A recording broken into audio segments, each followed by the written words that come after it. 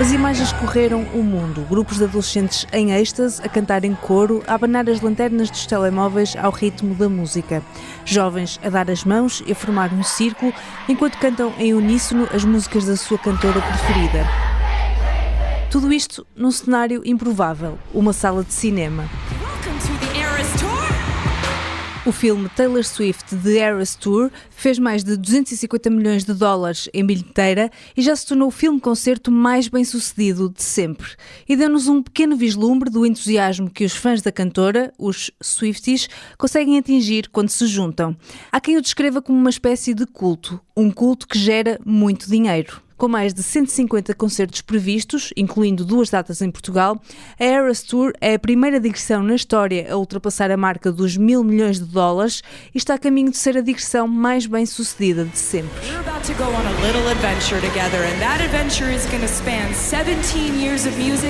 E segundo a revista Pollstar, é esperado que o ano de 2024 traga ainda mais dinheiro. Estima-se que Swift ganhe mais de 2.000 milhões de dólares em toda a tour. O entusiasmo para ver a cantora é tal que mesmo quando uma fã morreu e outras 1.000 desmaiaram antes do concerto no Rio de Janeiro, devido às temperaturas extremas, no dia seguinte milhares de pessoas imploravam à cantora que atuasse na mesma, debaixo das mesmas temperaturas extremas. Taylor acabou por adiar o espetáculo, mas o fenómeno atingiu uma dimensão nunca antes vista e a cantora sucedeu a Volodymyr Zelensky como pessoa do ano para a revista Time.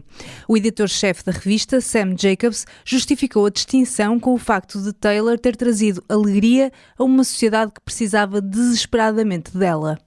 Mas este é um fenómeno recente. Há apenas 4 anos, quando Swift anunciou que vinha a Portugal, não em nome próprio, mas num festival de verão, os bilhetes nem chegaram a esgotar. Na rádio era muito raro ouvir músicas da norte-americana.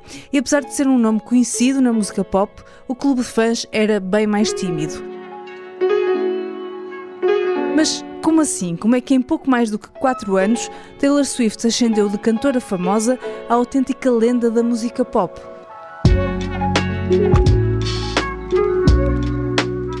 Neste episódio mergulhamos na história da cantora norte-americana, da música e da relação com os fãs e tentamos perceber porque é que o entusiasmo à volta de Taylor Swift cresceu tanto nos últimos tempos. Bem-vindos ao Como Assim? Eu sou Inês Rocha.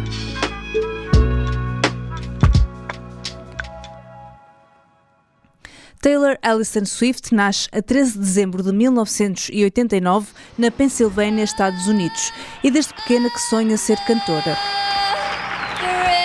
Começa por cantar em eventos locais e aos 11 anos grava um CD com músicas country e tenta a sua sorte. Vai com a mãe à Music Row, o coração da indústria musical em Nashville, para bater à porta de editoras. My mom would stop in front of a record label and I'd run in and I'd be like, "Hi, I'm Taylor, I want a record deal, if you could call me." It was sort of like, "Oh, little girl." Aos 13 anos consegue assinar um contrato de desenvolvimento com a RCA Records, mas um ano depois, quando não consegue um contrato a sério, deixa a editora. Mas Taylor e a família não desistem. Os pais não descansam enquanto não conseguem um lugar para a jovem na indústria musical. Mudam-se para Nashville, continuam a tentar e aos 15 anos tudo muda. I had this big showcase at the Bluebird Cafe. And all of these record labels showed up. And at the end, this guy named Scott Borchetta came up to me. Scott Borchetta é um produtor conhecido no meio em Nashville, mas nesta altura não está associado a nenhuma editora. Está a abrir uma nova, a Big Machine Records. Taylor é a primeira artista que consegue angariar. And I went with my gut instinct, which just said, say yes. There are a million ways it could have gone wrong, yeah. Os pais nunca deixam de a incentivar, tornam-se agentes da filha. Nesta altura, o pai de Taylor é consultor financeiro num banco. A mãe é doméstica, mas tem experiência como consultora de marketing. Desde cedo, os dois ensinam Taylor a gerir uma carreira.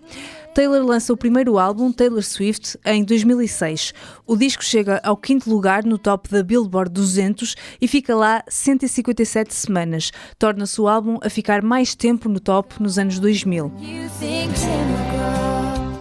A jovem rapidamente se torna um ícone da música country, um género, nesta altura, ainda muito dominado por homens, como explica o musicólogo André Malhado.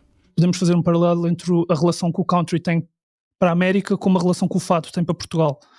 É um bocadinho uma representação idílica do que é ser norte-americano, na sua associação ao meio rural, na sua associação com a mitificação dos cowboys, e o que a Taylor Swift acaba por conseguir fazer é mostrar que o country pode ser mais do que um conjunto de metáforas e de representações associadas a esse imaginário norte-americano. Só que a Taylor Swift faz isso de uma forma bastante particular, é que ela não nega as convenções próprias do country, porque ela também representa a ideia da mulher ideal, da mulher perfeita, da Miss America, não é? A americana, e todas essas transformações, no fundo, ela utiliza como inspirações para a escrita das suas músicas. As primeiras músicas de Taylor, tal como a maioria das músicas country, são histórias, sobretudo histórias de amor. E há todo um conjunto de marcadores muito específicos, como por exemplo a ideia da narratividade, a ideia de que as letras são construções narrativas que vão alterando à medida que a canção avança e que é bastante distinto do que seria o pop. Mas apesar desta característica muito marcada, a artista vai acabar por saltar para a música pop. O álbum Red é o início dessa transição. I was getting the ideas exactly the same way I always did, and then, few months in, they started coming to me as pop melodies, and I could not fight it, and I just embraced it. A grande viragem no estilo das canções dá-se no álbum 1989. Aos 24 anos, Taylor troca de vez a guitarra acústica pelos sintetizadores e pela bateria. And I woke up at 4 in the morning, I'm like, it's called 1989, I've been making 80s synth pop, I'm just gonna do that. I'm calling it a pop record, I am not listening to anyone at my record label. I'm starting tomorrow. É um momento bastante de viragem muito, muito marcada que não só se percebe na música dela, como se percebe na reação que o público tem à música dela. Há no fundo uma transição tão abrupta, se quisermos, para o pop, apesar dela no Red ter algumas músicas já um pouco por aí, que sentem que, ok, então afinal o que é que a Taylor Swift andava a fazer antes e o que é que ela está a fazer agora? Então afinal ela era uma verdadeira artista country ou não? As críticas ao álbum no meio country não são simpáticas. No fundo ela enganou-nos, ela não é uma artista country, ela afinal é quase como, e desculpem a expressão, uma vendida às indústrias porque agora decide entrar na música popular. O álbum 1989 marca também uma viragem na forma como a vida de Taylor é explorada nos mídia. Taylor continua a fazer o que sempre fez, a escrever canções sobre os seus amores e desamores. Mas nesta altura, os objetos das letras são muitas vezes homens famosos. Há uma especulação constante sobre a quem são dirigidas as letras. Será sobre John Mayer? Será sobre Harry Styles?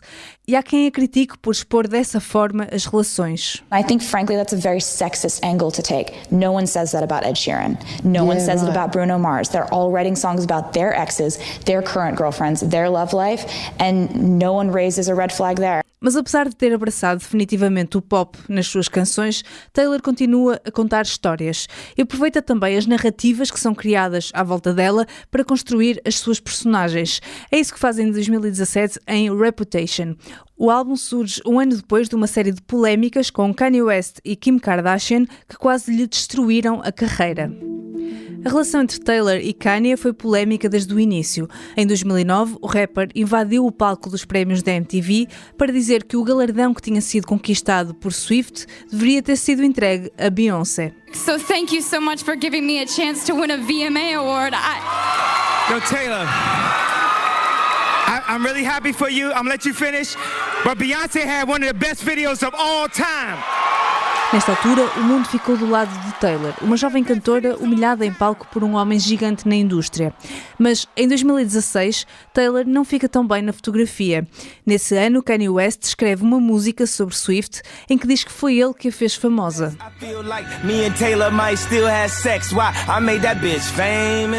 E Taylor responde: There are going to be people along the way who will try to undercut your success or take credit for your accomplishments or your fame. Mas depois Kim Kardashian, então casada com o rapper, vem a público dizer que a música tinha tido a aprovação de Swift e revela uma chamada telefónica na qual Taylor parece dar luz verde à letra. A artista é praticamente cancelada. Certo é que depois da polémica, Taylor desaparece durante um ano e regressa bem diferente. No álbum Reputation, adota um estilo musical mais negro, agressivo, com influências do hip-hop e do electropop. Aparece rodeada de cobras, com roupas escuras. O álbum conta a história da batalha da cantora até à libertação das amarras destas narrativas que lhe associam. Um artista está sempre a representar uma personagem. Ela pode ser interpretada, obviamente, em parte por uma escolha pessoal, em parte por uma estratégia de marketing para mudar propositadamente a sua imagem para se manter fresca, se quisermos. Eu acho que também há um aproveitamento, não no sentido pejorativo da palavra, mas também há um aproveitamento da parte da Taylor Swift para ir navegando as correntes. Mas as mudanças não ficam por aqui. Nos álbuns seguintes, Taylor vai fazendo incursões por outros géneros. Na pandemia chega mesmo a fazer um álbum indie.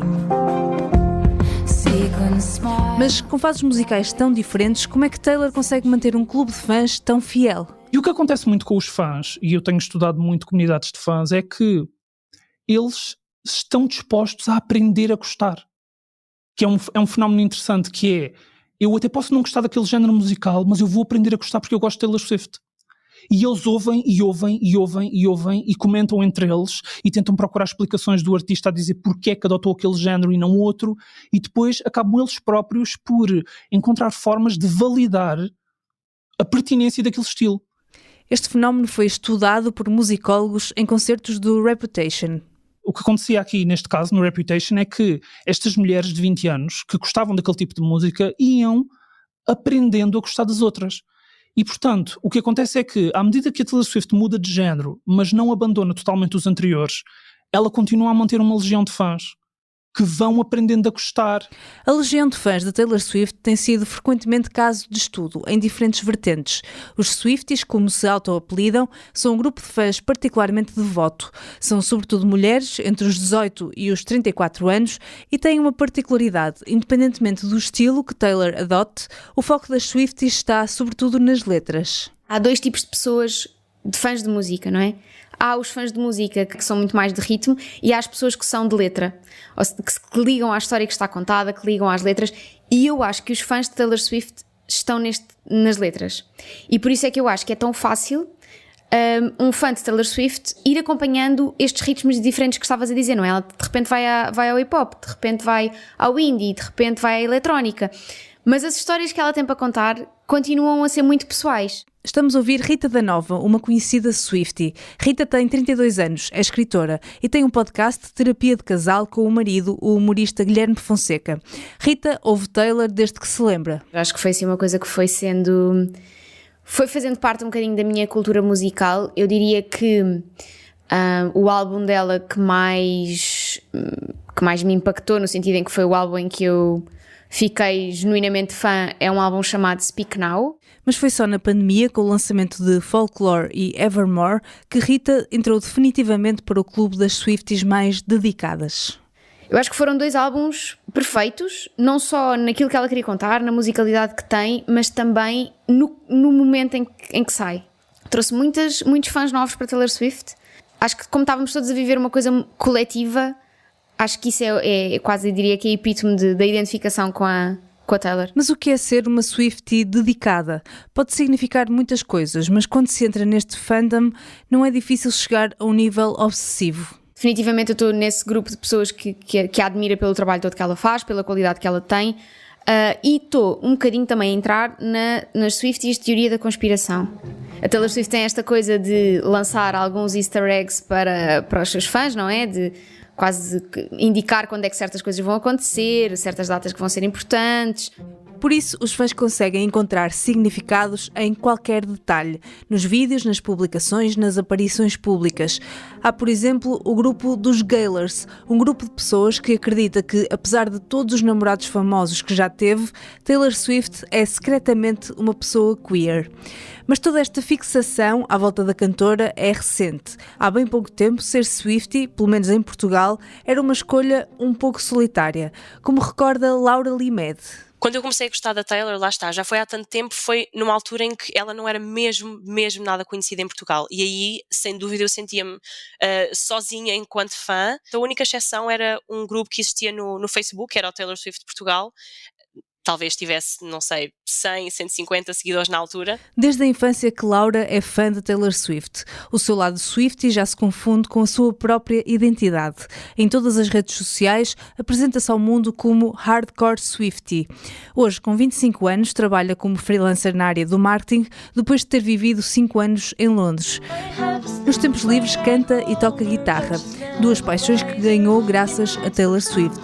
Ouviu as primeiras músicas da cantora aos 9 anos e aos 11 comprou pela primeira vez um álbum, o Fearless, que Taylor lançou em 2008. Eu estava na Vorten e vi o álbum dela e disse à minha mãe: mãe, é aquela cantora que tenho falado, a Taylor, tenho que comprar este CD, quero ouvir as músicas novas dela. E aí fui para casa, ouvi esse CD no meu rádio e pronto, foi a partir desse dia que fiquei mesmo Swiftie, foi a ouvir aquelas letras e a ver as mensagens escondidas que ela deixava no booklet, em letras maiúsculas. Laura cresceu com a cantora, acompanhou todas as mudanças de estilos, mas uma coisa manteve-se sempre interessante: as letras. Era esse o lado que mais apaixonava nas músicas. Como a nossa idade é até um bocadinho semelhante, parece que enquanto ela está a crescer, eu também estava a crescer com ela e as coisas sobre as quais ela escrevia, eu também estava a passar um bocadinho. Então acho que isso é a parte mais especial. Mas nestes anos todos, Laura via pouca gente à sua volta a gostar realmente de Taylor. Até mesmo em 2019, quando o Nós Alive anunciou o nome de Taylor Swift para o verão de 2020, o entusiasmo do público português não foi grande. Eu lembro perfeitamente que o festival nem sequer esgotou, passado, não sei, 3, 4, 5 meses, não me lembro bem. Lembro que eu estava em Inglaterra, portanto a minha mãe foi para a fila às 6 da manhã e depois ligou-me a dizer: olha, estou aqui, mas não está mesmo aqui ninguém. Portanto, isso foi super estranho já para mim na altura, eu achava que ela já teria mais fãs e não. De 2019 para 2023, o número de fãs da Taylor Swift explodiu. O grupo de Facebook, que tinha 150 pessoas, hoje tem 2.500. E existem vários grupos no WhatsApp onde se juntam os fãs mais ativos. Esta comunidade tornou-se cada vez mais visível nos últimos anos. É costume fazerem festas onde só passam músicas de Taylor Swift. No final desta semana, por exemplo, os fãs vão se juntar no Porto para comemorar o aniversário da cantora, que faz anos a 13 de dezembro. Fazem-se festas de pijama, concursos de outfits, em que quem estiver mais parecido com a Taylor ganha prémios.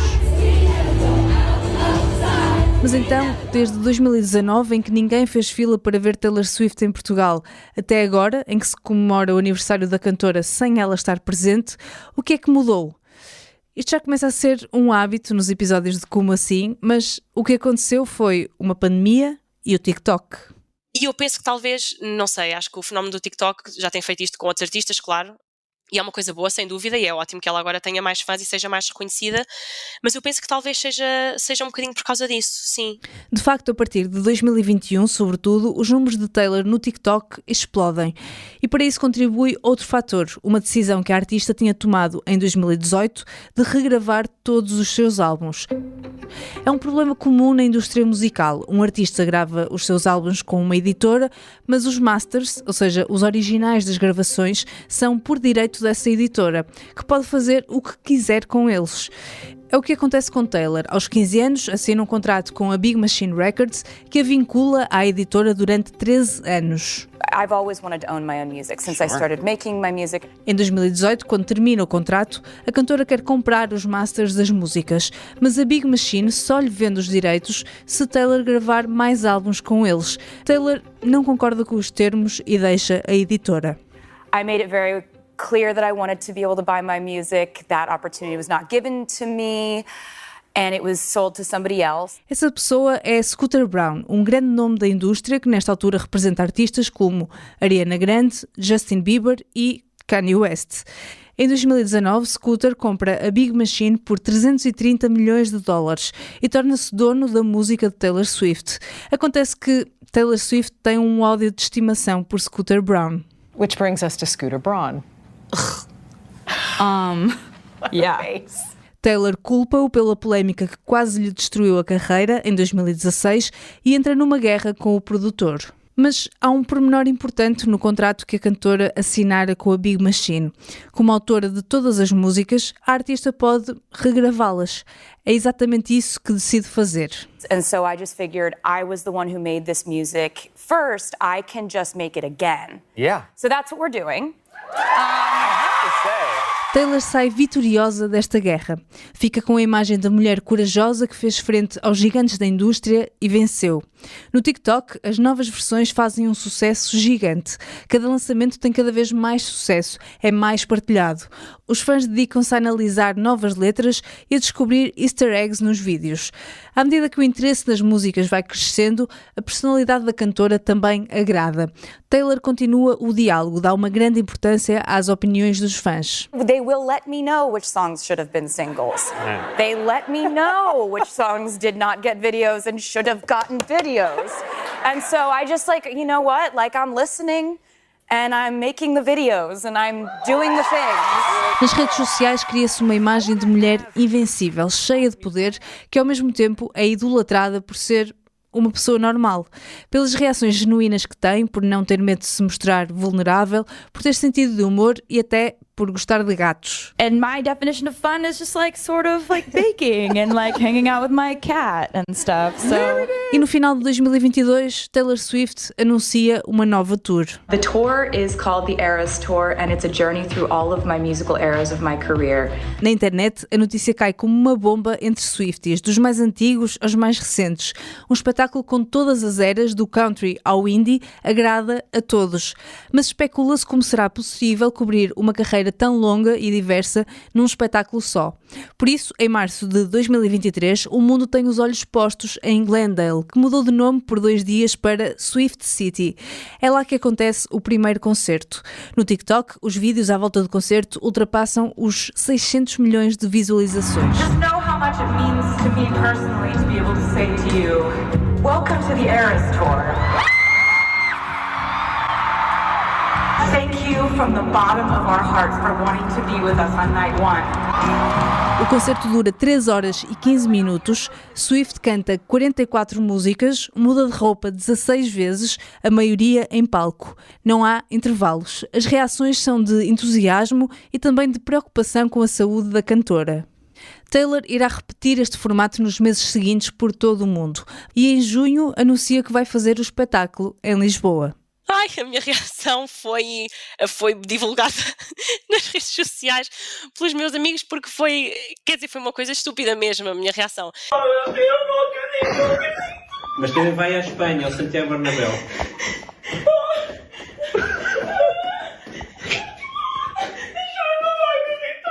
Lembro-me no dia havia um rumor de que as datas europeias podiam ser anunciadas e de repente eram 4h59, todos à volta do telefone à espera.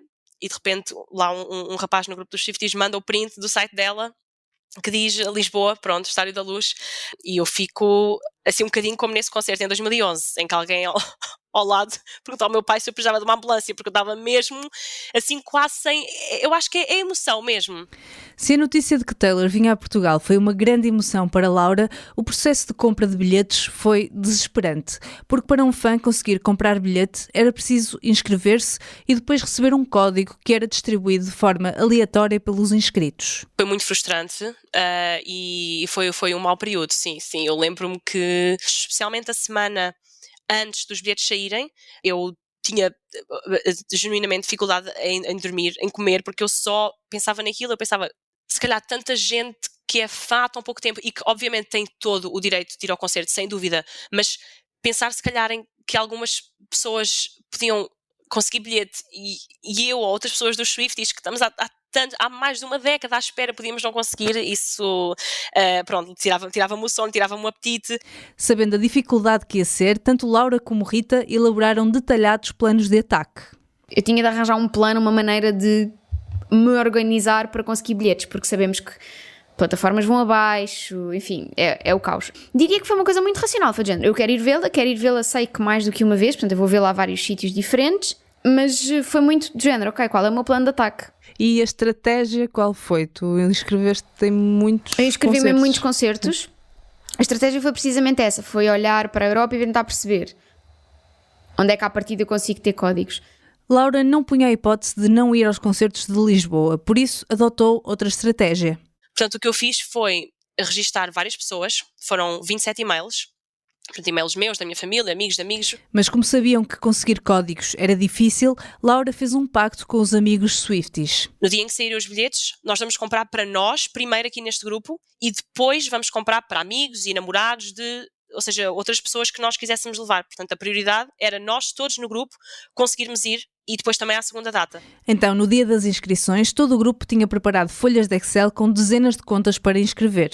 Porque tínhamos que criar contas primeiro antes de comprar os bilhetes, portanto, eu tinha o nome na conta, qual era o e-mail, qual era o nome do telefone, qual era o método de pagamento que ia usar, porque dizia-se que se usássemos o mesmo, os bilhetes depois podiam ser cancelados. Portanto, tinha uma morada de faturação diferente para todas, um método de pagamento. Depois nós juntámos-nos em grupos, portanto, eu vou comprar para mim, para esta pessoa, para esta pessoa, para esta pessoa. Depois só havia um máximo de 4 bilhetes por código.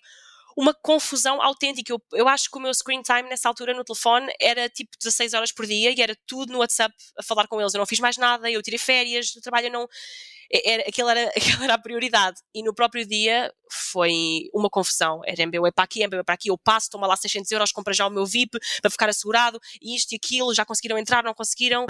Mas no final tudo acabou por correr bem. E graças a Deus, toda a gente no grupo tem bilhete para ambos os dias, e também penso que depois toda a gente conseguiu, lá está, para os seus irmãos e pais e amigos e namorados, e mesmo assim eu só recebi um código, portanto 1 em 27. Não sei se foi muito azar ou não sei, mas realmente só um código. Mas Laura não ficou pelos 2 concertos em Portugal, vai também ver 2 vezes a Inglaterra. Acho que é uma experiência diferente vê-la em Inglaterra, então gostava muito de ver em Wembley. Então já tinha comprado antes também 2 bilhetes para os concertos lá, para ter a certeza mesmo que ia à Eras Tour. Rita também vai vê-la em diferentes países. Comprei bilhetes para ver no Reino Unido, além dos de Lisboa, e depois ainda comprei outros tantos. Pronto. Vou ver lá 4 sítios à partida. A única diferença é em diferentes sítios do globo, não é? E o meu lugar é em diferentes sítios, para ter perspectivas diferentes do concerto. O preço dos bilhetes foi um ponto sensível no meio de todo este processo. O preço começava nos 62,5€ e ia até aos 539€ para passos VIP. Para muitos fãs foi um esforço financeiro demasiado grande. Se calhar algumas piadas que fazíamos aqui no grupo do WhatsApp eram a sério, portanto, quando nós dizíamos que, enfim, um exagero, mas agora se calhar não posso comer na próxima semana, acabei de gastar 539€ no meu VIP, porque já era só esse bilhete que havia, ou com certeza houve imensa gente a quem isso aconteceu, e é uma pena realmente. Acho que há pessoas que se dedicam a ela há tantos anos, e aquilo que mereciam era poder ver um espetáculo a um preço razoável, eu acho. Tanto Laura como Rita valorizam tanto a música de Taylor Swift que não se importaram de dar algumas centenas de euros para a ver fazer o mesmo espetáculo 4 vezes em Portugal e no estrangeiro. Justificam a decisão com o facto de ser um espetáculo único, uma experiência de uma vida. Mas, apesar de tudo, depois de conhecer a história de Taylor Swift, de Laura e de Rita, há uma pergunta que continua a ressoar na minha cabeça. Mas como assim? Todos nós temos pessoas que admiramos e que daríamos um rim para ver ao vivo. Ainda por cima se fizessem um espetáculo único, cheio de nostalgia. Isso é perceptível. A minha grande questão está na dimensão de tudo isto. Como é que de repente, em 2 ou 3 anos, Taylor Swift passou de mais uma cantora pop, como tantas outras, a ícone da música, a quebrar todos os recordes possíveis? A meu ver, pelo menos, existem talvez 2 razões. Uma, sem dúvida, o hype. Sim, e sem dúvida o TikTok, porque acho que hoje em dia é aí que o hype começa sempre. Acho que é um bocadinho isso. Pelo menos eu até tenho amigos até próximos que começaram a ouvir música da Taylor há menos de um ano, ou quando saiu o Midnight, está agora a fazer um ano, e que vão a múltiplos concertos da tour. Pessoas que, pronto, até nem eram fãs até há pouco tempo, e eu pergunto, mas porquê? Mas eu acho que é mesmo esse um bocadinho o FOMO, de não ir a uma tour ou algo que é tão falado neste momento, e eu acho que é um bocadinho isso. E também, por outro lado, acho que tem a ver com a natureza da própria tour. É agregador, junta os fãs de todas as fases, não é? Que são tão diferentes. Exatamente, acho que é exatamente isso, sim. Estas são talvez as razões mais práticas para explicar os números da Eras Tour, mas quando comecei a mergulhar no mundo de Taylor Swift, a ver vídeos, a ler comentários de fãs, percebi que há algo mais além do hype e do fear of missing out, ou FOMO. O que apaixona verdadeiramente os Swifties parece ser a autenticidade da cantora.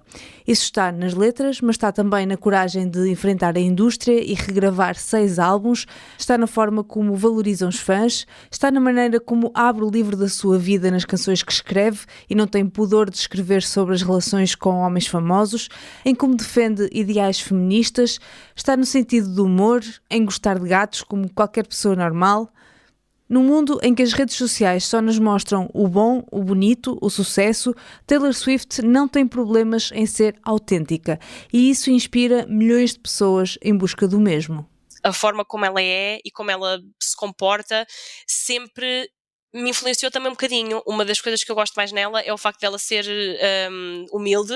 É daquelas coisas que, lá está, não a conhecendo, eu tenho mesmo quase a certeza que ela é assim. E para mim isso é uma grande lição de vida. Mas a fama repentina de Taylor Swift também parece dizer algo sobre a sociedade como um todo, pelo menos na visão da Rita da Nova. Ouvir Taylor Swift durante muito tempo era uma coisa que era meio olhada de lado, não é? Pá, que piroseira. Tipo, ninguém é assim tão fã de música pop. Música pop é a música que tu ouves na rádio. Tipo, que estupidez.